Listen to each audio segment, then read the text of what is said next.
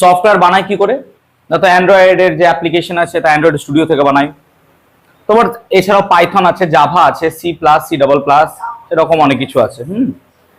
এরকম ল্যাঙ্গুয়েজ আছে। এবার এই ল্যাঙ্গুয়েজ গুলো কি করে এলো?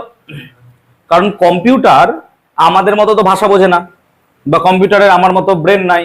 তাহলে কম্পিউটারকে আমি যা ইনস্ট্রাকশন দেবো, সেই ইনস্ট্রাকশন ওয়াইজ সে কাজ করবে।